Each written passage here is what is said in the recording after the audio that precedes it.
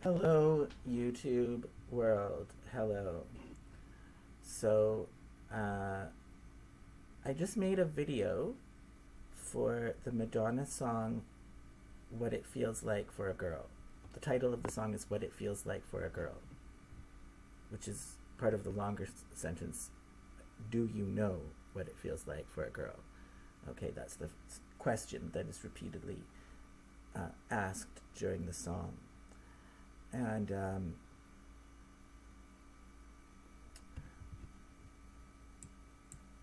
okay, this is so I've got this video that we're seeing right now. My webcam doesn't work, so I can't show you a live image of myself. So I'm just showing you a version of that video.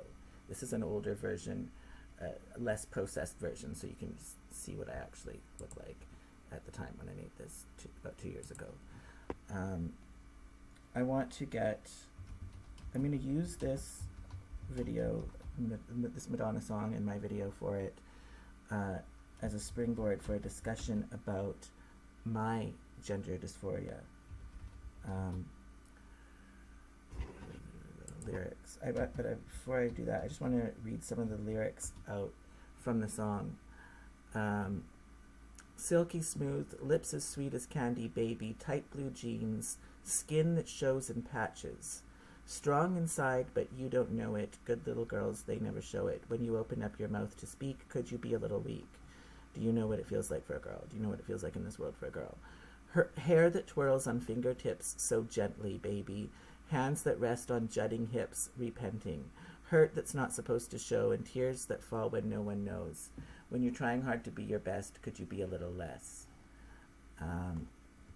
That's basically the lyrics. So Madonna's talking about what it feels like for a girl with those lyrics, you know, and questioning, do you really know how that feels?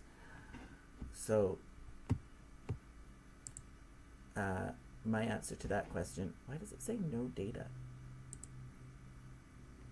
No data. Are we streaming or not? Is this the latest version of censorship?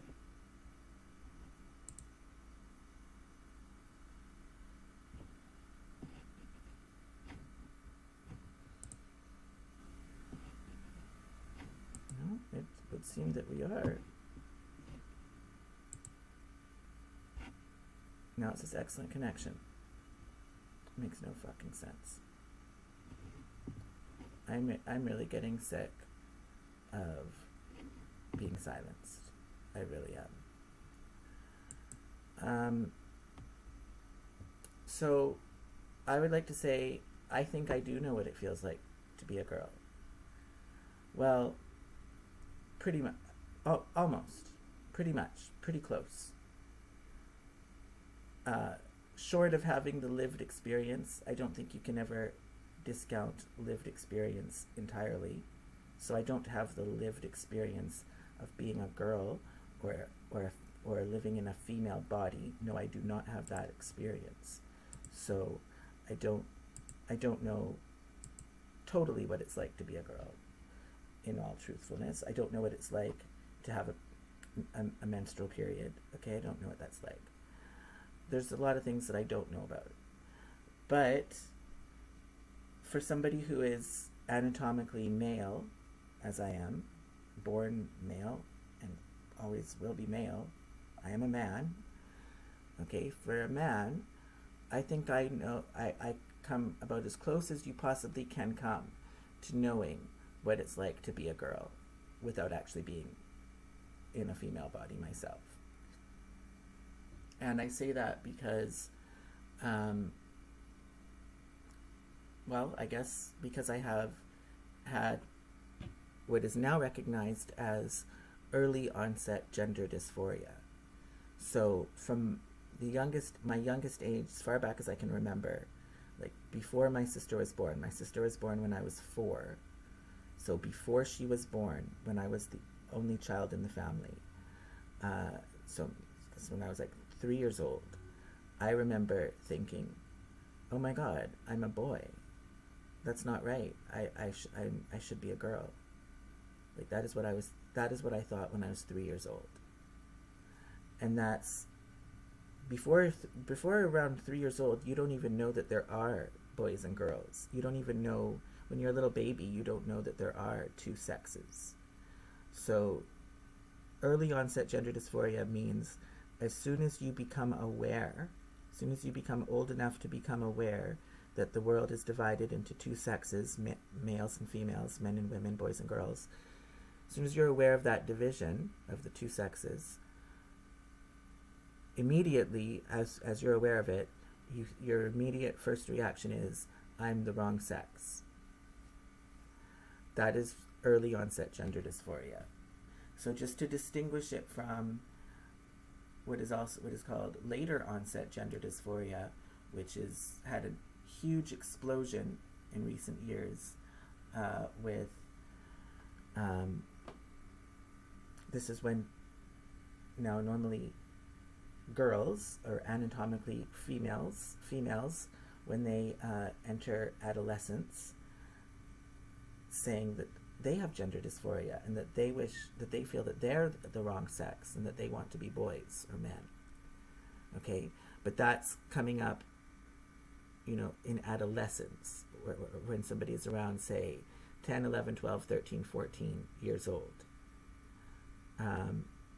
So they're already well aware that the world has two sexes. Okay, you don't go into kindergarten or grade 1 and start elementary school without being aware that there are two sexes. So these kids already know for many years that there are two sexes. And many years after knowing that, once they hit adolescence, now is the point when they're saying that they think that they're the wrong sex and start showing symptoms of gender dysphoria. So that's later onset gender dysphoria. And then there's what I have, which is early onset gender dysphoria, which is like literally as soon as you become aware that the world is divided into two sexes, your first reaction is that you're the wrong sex. So when you're 2-3 years old. And that's what I have. I've lived with that, right? So my whole life.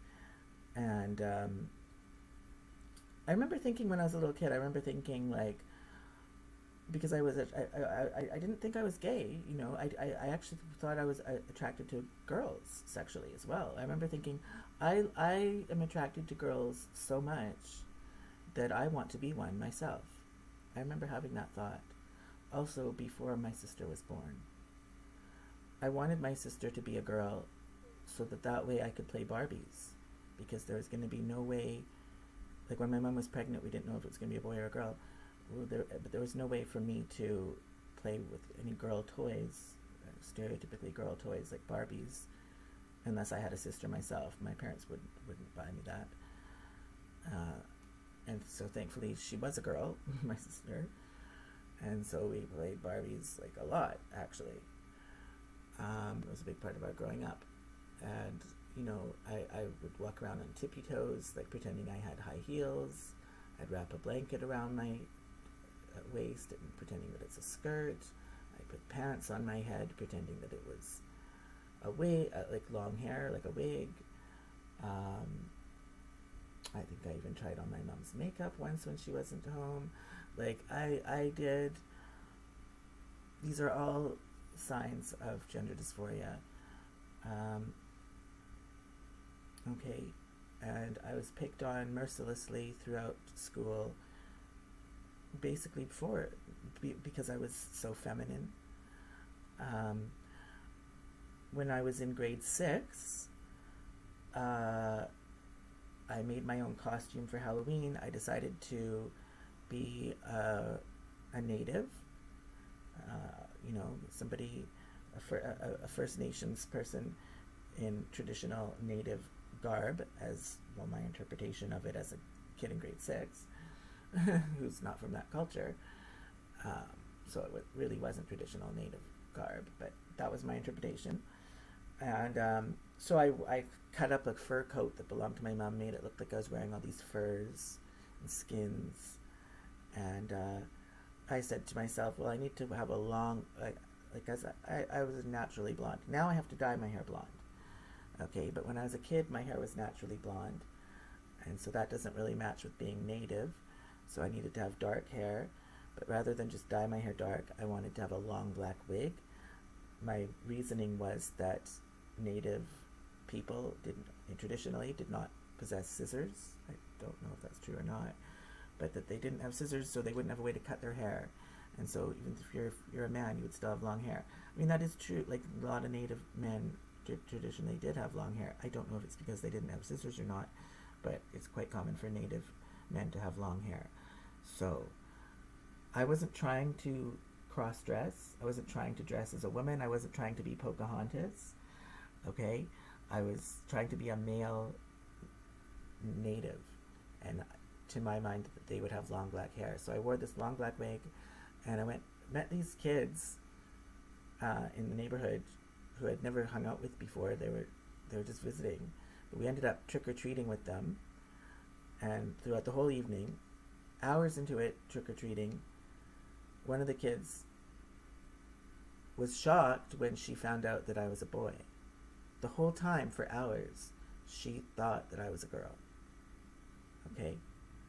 And I wasn't doing anything to make myself, other than wearing that long black wig. And that's kind of typical. I mean, I wouldn't have to do much for people to think that I'm a girl, especially when I was younger. When you get older, you get a 5 o'clock shadow, your facial hair grows very fast. Even after you shave, later on that day, it's already coming back in. So that's pretty much a dead giveaway that you're a man, right? But when you're younger, in early 20s, the facial hair doesn't grow so quickly. People would think I was a woman all the time. I used to go to the Lotus, which is a lesbian bar in Vancouver, and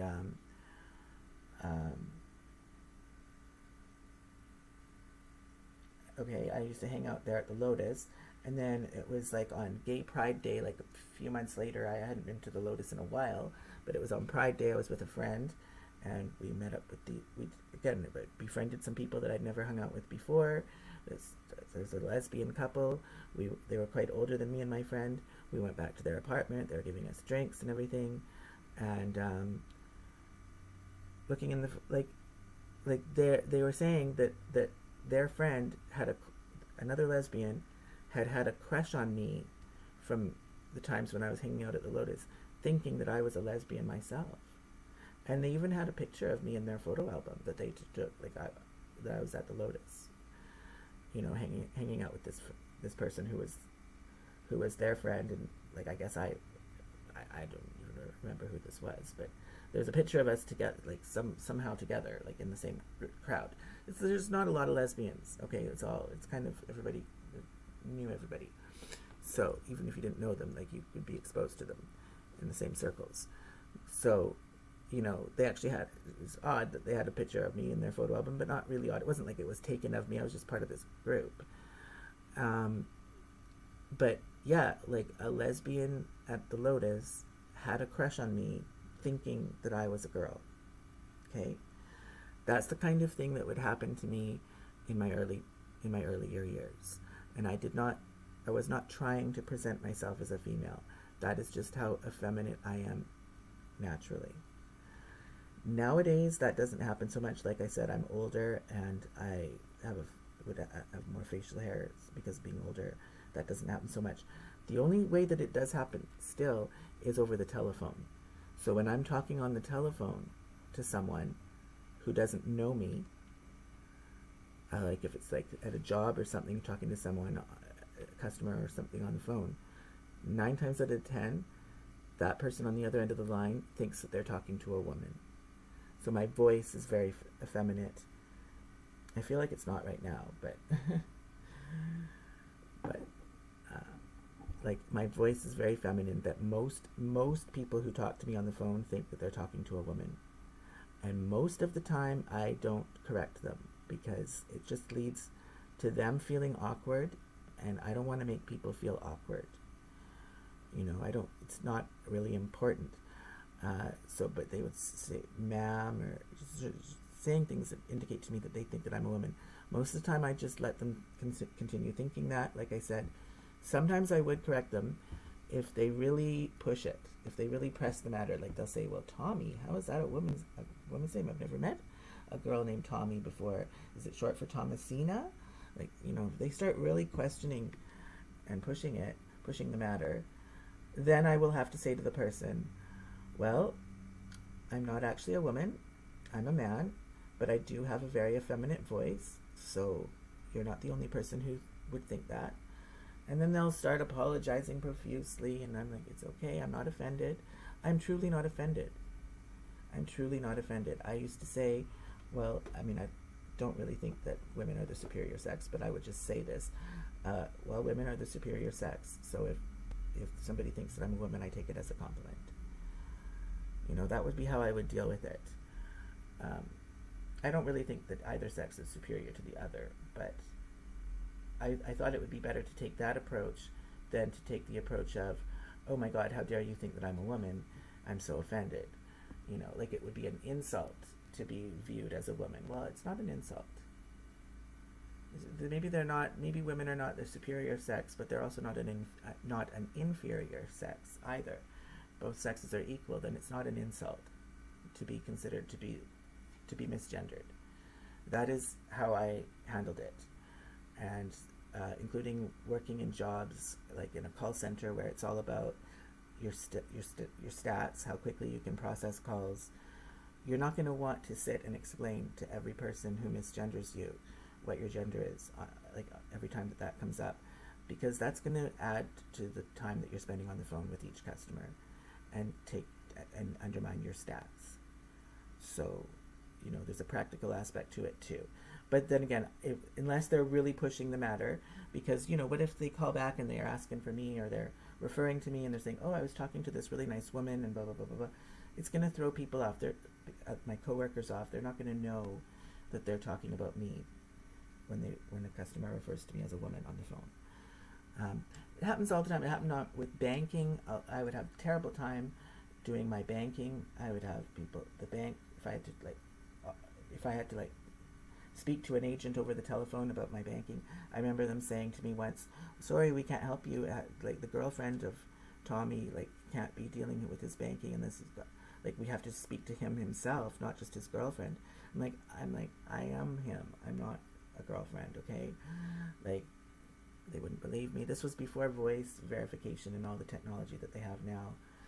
I remember renting an apartment, answering an ad, and speaking to a landlord, a potential landlord, and say, okay, well, of course they're going to ask, well, who is it for? Well, it's for myself and my boyfriend. They're not even telling me, but they think that I'm a woman, and I'm saying I'm looking for a rental for myself and my boyfriend. Okay, fine, come over and check out the place. Then we go and check out the place. Me and my boyfriend show up to check out the place. It's two guys showing up, right? And then the landlord's all shocked, I was expecting to see a woman and a man, because they thought they were talking to a woman on the phone when they were talking to me.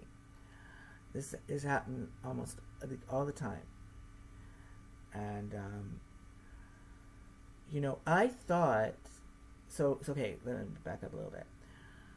When I started going to the Gay and Lesbian Center youth group in Vancouver when I was 16, one of the things that they told it, that the adults there who ran the group said to the kids is, if you're feeling these feelings of gender dysphoria, it's okay, and if you want to transition to the opposite sex, that's okay, or if you just want to maybe partially transition, or test the waters, wherever you want to go with it. If you don't want to transition at all, maybe you just want to stick with your biological sex, even though you have these feelings.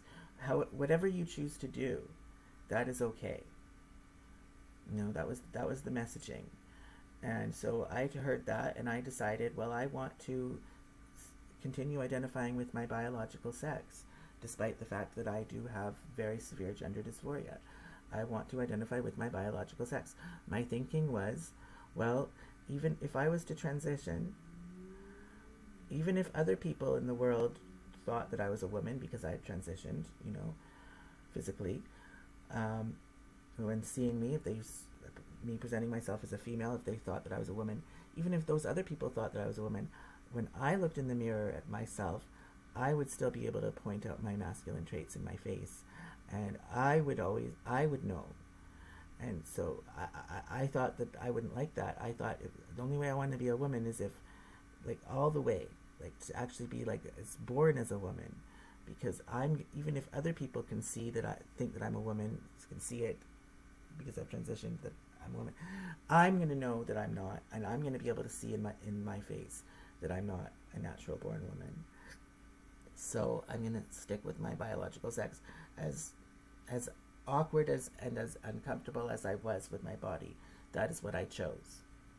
And in my opinion, that is the better way to handle gender dysphoria, because the statistics show people who have gender dysphoria have very high rates of suicide. Okay? It's very hard to not to feel a fundamental rejection of your physical body.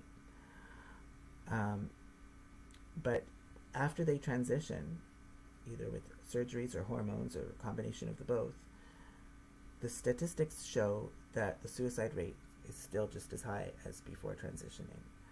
So that's telling me that the transitioning doesn't really resolve it then, if people are still being suicidal afterwards. The way to resolve it is you have to accept whether you're going to transition or not transition. Regardless, either which way that you go with that, you are going to have to learn to accept your body. It's fundamentally about body acceptance. That's the only way to resolve this. And so I have, after it took a long time, but I mean, and I still have issues with it, but I do accept my body that I'm born with, and I think I look hot. But just because I was saying that I'm not going to transition, I'm not going to identify with the opposite sex, I'm not going to become transgender, even though I have gender dysphoria. I'm a free spirit, and I'm not going to let being a man limit me in any way in terms of my self-expression. Nothing would ever limit nothing. Not just being a man. I mean, speaking on the internet and facing censorship, whatever it may be. Like, I don't let anything undermine my self-expression. So if I feel like expressing myself in a certain way, by God, I'm gonna do that, and nobody's gonna be able to stop me. And so, if I wanted to wear a dress, I would. If I wanted to wear feminine clothing, I would. If I want to wear lip gloss, I do. If I want to paint my nails, I do. If I want to put barrettes in my hair, I do. If I want to wear a bracelet, I do. There's little subtle things that I do. But for the most part, I am still presenting to the world as a man. I'm a man doing those things. Why can't a man? And my thinking is, why can't a man do those things? Why do we have to subscribe to these very rigid gender norms? In my mind, it's more queer, it's more radical to say, yeah, I'm a man who's wearing a fucking bracelet and lip gloss, but I'm still a man. Okay? And so that's why it's actually impossible to well, it's not impossible, but I don't get offended when people misgender me, unless they're doing it on purpose. Okay, if somebody is calling me a girl, or because to their mind that's an insult, and they're trying to insult me, well, then I'm going to be insulted. And that kind of thing happened. I remember when I was in elementary school, the kids said that I was a lesbian, because that was just how they interpreted it. Okay, but they weren't meaning it in a flattering way. It was meant as an insult, and I took it that way. So if you're misgendering me on purpose, deliberately, you know what gender I am, but you're just doing it on purpose to be insulting and rude. Well, that's not cool. But that very rarely happens as an adult. So almost universally, I would never get offended when somebody misgenders me, thinks that they're talking to a woman and refers to me in female terms. I don't get offended by that. Like I said, I would see it as the way I would handle it is, if it came up, I would say to the person, I see it as a compliment, because women are awesome. Okay. So that's how I've handled it, and I've handled it quite well all my life. It really hasn't held me back. And when I heard that Canada was passing these gender laws for gender acceptance as being included within the Charter of Rights as a grounds that the government or its agents cannot discriminate on the basis of gender identity or expression, I thought that was going to be great. Little did I know that it's turned out to be like the most repression that I've ever had with my gender identity, really, has come about since those laws have been passed. So in this climate of tolerance for transgenderism is when I'm feeling the most backlash against me, because, like I say, I'm not transgender, even though I have gender dysphoria. And even just to say that on Twitter, you could not even say that on Twitter in 2018 without that being censored as a form of hate speech. So my gender identity and how I handle my gender dysphoria was considered hate speech for many years. Still on TikTok, I don't think you can say that, or any video that I would make on TikTok, just like say a video like this talking about this, is going to be held for review. Whereas if I was talking about my experiences as a transgender person, they would not need to hold that for review. So, and then it was a situation at work where I was being told to wear a skirt when I wanted to wear shorts during a heat wave, and that's what led to me. Ultimately, what led to me not working. I haven't worked in a number of years now, and that was discrimination on the basis of my gender identity. It truly is, because just because I'm not transgender, like, okay, I don't want to wear a skirt. That's the point. Is I don't want to wear a skirt. I want to wear shorts, and that's not allowed under the dress code. And so, anyways, I'm not here to talk about that stupid issue, that stupid company. It's a crazy company in many ways. That's just one big example of it. But yeah. So that's my gender identity. That's I have early onset gender dysphoria. I remember being on a social media forum, after that skirt thing at work happened, just talking about that I have gender dysphoria, but I identify with my biological sex. Despite that, people were saying, well, your gender dysphoria must not be severe enough. It's not extreme enough if you're able to do that. You don't know that. You don't know that, bitch. That's such an inappropriate thing to say. And like I say, I've had early onset, which is the strongest form of gender dysphoria, as opposed to the later onset gender dysphoria, which is the thing that's exploded in numbers in recent years. Which, I'm not necessarily going to say it's all this, but why is there such a huge increase in later onset gender dysphoria among biological female girls? Why is that? Many people have said that it's a trend, basically because it's trendy. I think that could be the case in many cases, not all, but in some cases, yeah, that could be. Early onset gender dysphoria, it's not anything to do with being trendy or not trendy. It's literally like you don't even think like that, right? When you're 3 years old, it's literally as soon as you become aware that the world is divided into two sexes, you're like, oh shit, I'm the wrong sex. Yeah, that's what I've had, and that's the strongest form of gender dysphoria. So it's not a case that my gender dysphoria is mild or weak, and so that means that I'm able to identify with my biological sex despite that. No. I have a very severe gender dysphoria, but I still identify with my biological sex despite that. Because at the end of the day, like I've said, you have to accept your body for what it is, whether you're going to transition or not. And it's just reality. It is reality. Not to mention the surgeries and the hormones that people take as part of their transition process have all sorts of negative and harmful side effects. And I'm somebody who can't even stomach the sight of blood. I barely can handle getting a blood test. So how would I be going through all of that? So on a practical level, I thought about that too when I was a teenager and thought, I can't do that. I've got to learn to accept my body. that I was born with, that God gave me. And so that's what I've done. And I think that I'm done quite well with it, except for this crazy political culture that's come up in the past number of years now, better part of a decade now. Wow. This transgender extremism that, you're not allowed. Young people aren't allowed to even know that this is an option. Not just because you have gender dysphoria. Yeah, you could have gender dysphoria. Totally, straight, all the way. But just because you have that does not mean necessarily that you have to become transgender.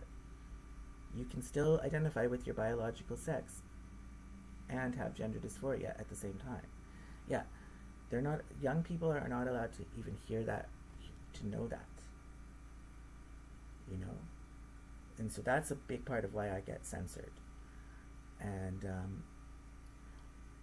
but I've also talked about how, I've said before that I think that Native cultures were onto something with the term two-spirited, because it does feel like almost having two spirits or two brains, two modes of thinking. Like I can think like a woman or think like a man, and I can switch between them at will. Yeah, I believe in reincarnation, and I believe that I was a woman in my past life, and so that's why I was born. When I was a young infant, 3 years old, I thought, oh my God, I'm the wrong sex. It's because I had still had my past life memory to some degree, and but as a result of going through this life in a male body, I've also been socialized and had male experiences as well. So my brain is, part of it is wired as a man as a result of going through life as a man, okay? But I still do have the female wiring too that I was just born with. And so it's like having the capacity to think in both ways, female and male. And so that's, to me, that's why the term two-spirited resonated with me, even though I don't identify with that term myself. And I was simply saying that, what I just said here, saying that on Twitter a few years ago, and I was accused of racism, cultural appropriation. Only Native or First Nations people are allowed to say that they're two-spirited. So, never mind the fact that I actually could be, probably am, almost certainly am a little bit Native, but not putting that aside. I was not even trying to identify as two-spirited. That's not even what I was saying. I was just saying that I thought that terminology, that way of that conceptualization of gender and gender dysphoria from Native cultures, I think it's onto something. I think it's quite accurate, quite reflective of reality in terms of my experience of my gender. But that didn't mean that I was taking that term on as an identity category for myself. Okay, like I say, I identify with my biological sex. So, but this environment of political correctness has just been so hostile towards me. And I'm like the most accepting person, and the way that I think about things is very nuanced, and like I'm not wanting to have a problem with anybody, It's these people who have problems with me. It's the transgender movement that has a problem with me, just like how they have a problem with J.K. Rowling. And I agree with everything J.K. Rowling has said, by the way. It's part of the reason why I got run out of Vancouver. And then I get treated like crap by so many people here in Kamloops. It's like, holy fuck. Over something else. Like, I don't even know what over, actually. It's like, holy fuck, could you people deal with like what I've been dealing with in Vancouver with woke insanity?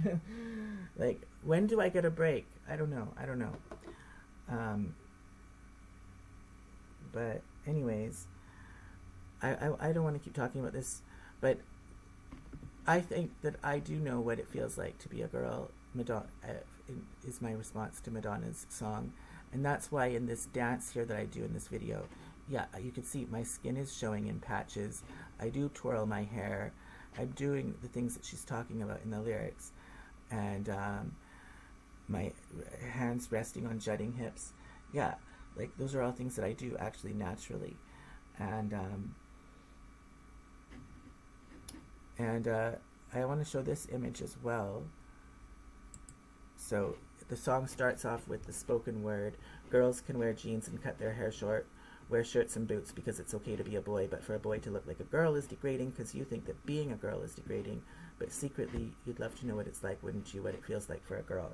Very interesting quote, because it's recognizing this double standard, and that that it's actually easier for girls to gender bend, so to speak, to wear boys' clothes, wear shirts and boots. That it's easier for girls to do that than it is for boys to wear girlish clothes. Now, we almost never get a recognition of that in pop culture, so kudos to Madonna for saying that. But she quickly pivots into making it about oppression of women, where she says, because it's okay to be a boy, but for a boy to look like a girl is degrading, because you think that being a girl is degrading. So even this, so the fact that boys don't have the same degree as gender expression as girls do, that is still seen as a reflection of sexism against women, because being a girl is degrading. So even a boy, even just looking like a girl, is degrading because being a girl is degrading. So it's ultimately rooted in sexism against women. I mean, I do think that is true, though. So I include this quote in my video because I do think it's correct, but I just think it's only part of the story. The other part of it is, well, there is no men's movement, right? Like, we've had 50 plus years of feminism being quite mainstream and reconfiguring society in the name of feminism. So anytime that women would experience any kind of discrimination or blockage, those issues get dealt with. So women dressing in men's clothing and then being discriminated against, well, that wouldn't be tolerated nearly as much, simply because there's a whole movement of feminism to counter that. But men dressing in women's clothing, or presenting as more feminine, but still being men, well, there is no man's movement to fall back on when you're being discriminated against as a man in this way. So I think that this quote from Madonna is only part of it. Yeah, part of it is that women being seen as a woman, that being a woman in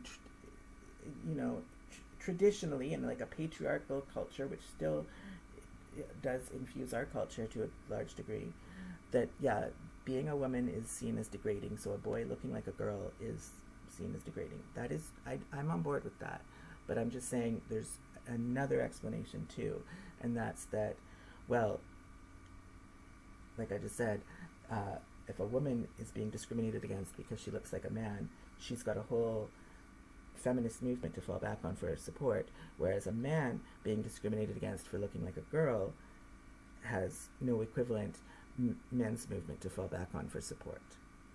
All right, so there, that's my answer to that. I could go on and on forever about this, but I think I've said enough for now.